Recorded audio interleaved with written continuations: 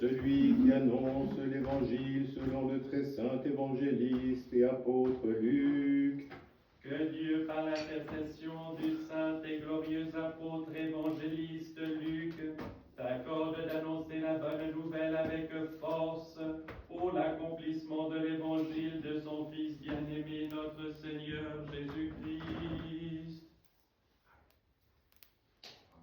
Amen. Sagesse selon nos droits, écoutons le saint évangile. Et à tous. Et à ton esprit. Lecture du saint évangile selon saint Luc. Gloire à toi, Seigneur. Gloire à toi. Soyons attentifs. Le Seigneur dit cette parabole. 2 hommes montèrent au temple pour prier. L'un était pharisien, l'autre publicain.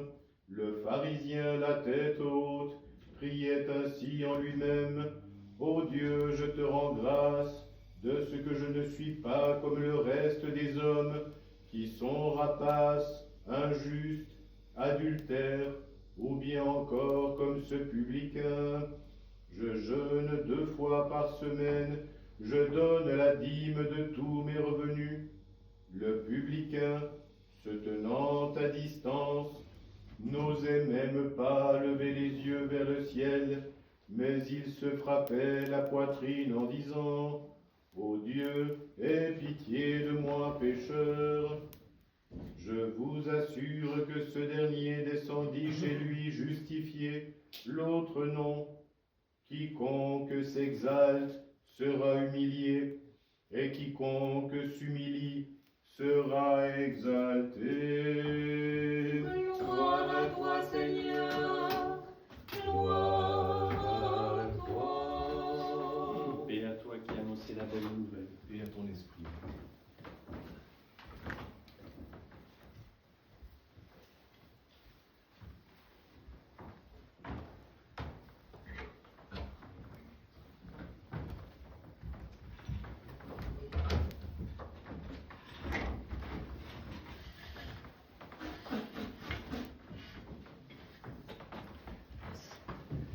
Au nom du Père et du Fils et du Saint-Esprit, ainsi soit-il. Chers frères et sœurs, nous commençons aujourd'hui le triode de Carême, ce qui signifie que nous entrons dans cette période constituée de deux éléments, le pré-Carême, aujourd'hui et les 2 dimanches qui suivent, qui vont nous donner les outils spirituels à travers l'office, à travers les lectures que nous entendrons, qui vont nous aider à combattre le bon combat spirituel durant le grand carême qui s'étendra ensuite. Et on l'appelle triode parce que tous ces offices sont contenus dans un livre qui porte ce nom, et parce qu'à un moment donné, on parle de triode, c'est-à-dire que l'ode des matines compte 3 odes seulement. Et aujourd'hui, pour illustrer ce dimanche, je vais donner la parole, comme je l'ai fait une fois ou l'autre, à l'archiprêtre Boris Bobrinskoy, qui va nous donner quelques enseignements sur cet évangile en particulier. 2 types de prières nous sont présentés aujourd'hui dans la parole du Seigneur, la parabole du publicain et du pharisien. 2 types de prières, et nous sommes entre les deux. 2 types de prières d'élévation, 2 dialogues et 2 réponses. Les 2 prières commencent par les mêmes mots: Ô Dieu. Le contenu est pourtant tellement différent. Pouvons-nous nous placer entre les deux?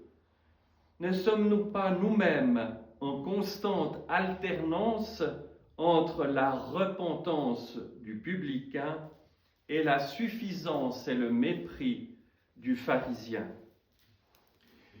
C'est une parabole très dure qui évoque certes le milieu juif, mais aussi certainement plus largement l'attitude d'un chrétien, celle de nous tous, de moi en premier.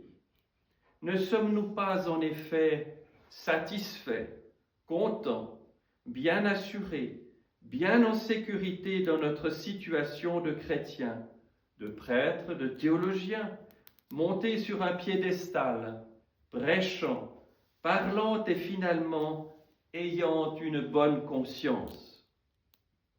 Peut-être qu'heureusement, par la providence de Dieu, par nos propres échecs permis et voulus par Dieu, par nos propres péchés, nous sommes ramenés vers l'essentiel, vers le sentiment de notre indigence, de notre précarité, de notre vacuité, de notre vanité. Le mot vanité n'est pas seulement un péché, mais c'est l'état de vie de pauvreté. Tu es malheureux, misérable, aveugle et nu, dit le Seigneur dans la lettre de l'Église à Laodicée. Tu dis, je suis riche, je me suis enrichi et je n'ai besoin de rien.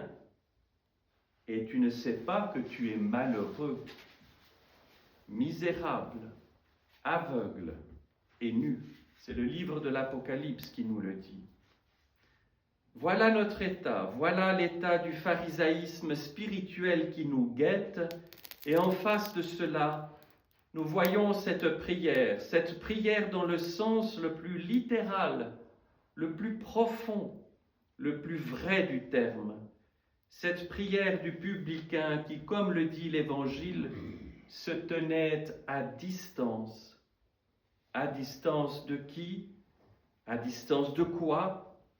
À distance du public, du pharisien qui était en avant, bien en évidence, priant ostensiblement, et bien sûr, tout le monde connaissait ses œuvres, ses exploits spirituels, ses jeûnes prolongés, ses longues prières, ses aumônes bien mises en évidence. Donc le publicain se tenait à distance de lui, sans le juger, sans se permettre surtout de le juger, mais au contraire, se sentant bien indigne, bien loin de lui. Il se tenait aussi à distance du sanctuaire, quelque part très en arrière dans l'église, tout près d'une porte, osant à peine entrer et n'osant pas lever les yeux vers le ciel, se battant la poitrine de ses mains. Et là, le Seigneur nous révèle la prière du publicain, la prière de celui qui est pécheur et qui se sait pécheur, qui ne prétend pas se justifier, mais qui surtout reconnaît la grandeur et la sainteté de Dieu. Ce publicain, au fond de lui-même, est un croyant. Il ne se permettrait pas d'entrer dans le sanctuaire parce qu'il sait, de son instinct religieux le plus profond, que rien d'impur, comme le dit le saint apôtre Paul, rien d'impur ne peut entrer dans le royaume. Le publicain n'attend rien, il ne fait que battre de sa main sa poitrine. Et nous avons le jugement de Dieu, le jugement du Seigneur qui est un jugement immédiat, un jugement inhérent à l'attitude de l'un et de l'autre. Ce jugement est clair. Je vous le dis, celui-ci, le publicain, descendit dans sa maison justifié plutôt que l'autre, car quiconque s'élève sera abaissé, et celui qui s'abaisse sera élevé. Ces dernières paroles du Seigneur élargissent l'horizon de la parabole. Elles révèlent que l'abaissement du publicain n'est pas seulement la loi de la repentance, mais encore qu'il est la porte unique qui peut nous introduire dans le royaume de Dieu. Ainsi, nous chantons dans l'église à partir de hier soir et tous les samedis de carême, tous les samedis soirs à l'office des vigiles, « Ouvre-moi les portes du repentir ». Et ce sont les portes uniques qui nous introduisent dans la miséricorde, le pardon, la grâce, dans la restauration que Dieu nous donne. Donc, il n'y a pas d'autre chemin vers Dieu et vers sa grâce infinie que la miséricorde. Mais cette miséricorde ne manifeste que la loi de l'abaissement que nous avons découvert chez le publicain. Il tient la tête bien basse vers la terre. Il n'ose élever les yeux vers le ciel.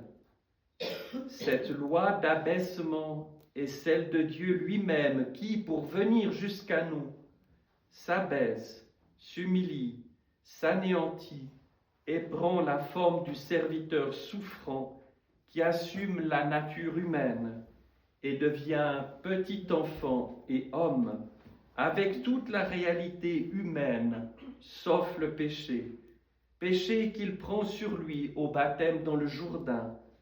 Cela le mène au conflit et à la mort sur la croix. Il nous faut aller plus loin et découvrir constamment dans la vie même de Jésus cet exemple d'humilité de la part de celui qui n'est pas venu pour être servi, mais pour servir et pour donner sa vie en rançon, comme le dit Jésus lui-même dans l'évangile de Matthieu, comme la rançon de plusieurs.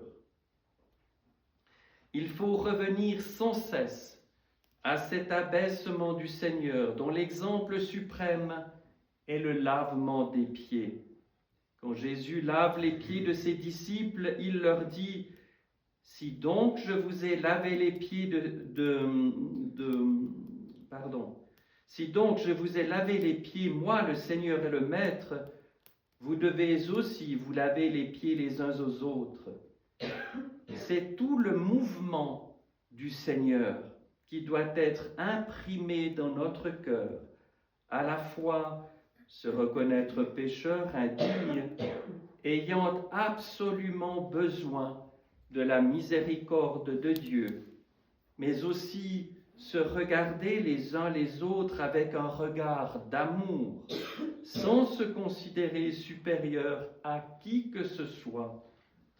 Nous avons tous constamment cette tendance innée en nous, malheureusement, à nous considérer supérieurs et à nous mépriser les uns les autres. Et c'est par conséquent un rappel que le Seigneur nous fait aujourd'hui, maintenant, dans cette préparation au carême, un rappel de ce que tous nos jeûnes, toutes nos prières, toutes nos aumônes auxquelles l'Église nous convie et nous appelle sont à prendre très au sérieux, mais en renonçant à nous-mêmes, car tout cela n'a aucun sens si ce n'est précédé, intériorisé par la prière de repentance. Souvenons-nous enfin que cette prière de repentance ouvre les portes du royaume et nous situe désormais, nous crée, nous constitue comme enfants de Dieu, fils de Dieu, à l'image du Christ lui-même. Cette prière de repentance du publicain deviendra le modèle de la prière de Jésus, de la prière à Jésus, prière du cœur, qui est celle de la tradition chrétienne, de toute la tradition orthodoxe. Seigneur Jésus-Christ, Fils de Dieu, aie pitié de moi, pécheur. Cette prière nous ouvre un chemin infini de joie et de richesse, d'acquisition de l'Esprit Saint, à tel point que saint Paul lui-même, disciple du pharisien, a l'audace, dans cette épître que nous venons d'entendre aujourd'hui, de proposer à son disciple Timothée de vivre dans l'imitation de lui-même. Tu as suivi de près mon enseignement, ma conduite, mes résolutions, ma foi, ma douceur, ma charité, ma constance, mes persécutions, mes souffrances. Toi demeure dans les choses que tu as apprises. À première vue, cela peut paraître étonnant que cet ancien pharisien se donne d'abord lui-même un exemple à son disciple, son enfant spirituel, à Timothée, à qui il a imposé les mains du sacerdoce et de l'épiscopat. Et pourtant, nous avons là l'exemple de liberté suprême de celui qui a commencé par reconnaître son propre néant et son péché devant Dieu. Alors, en fin de compte, le Seigneur l'exalte lui-même. Eh bien, pour le moment, nous n'en sommes pas là.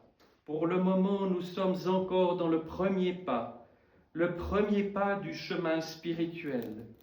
Et heureusement que ce premier pas nous est apporté d'année en année, chaque fois à nouveau. Mais après celui-ci, il y aura toute la suite du carême, et alors la joie et la gloire de la résurrection pascale. Au nom du Père et du Fils et du Saint-Esprit, ainsi soit-il.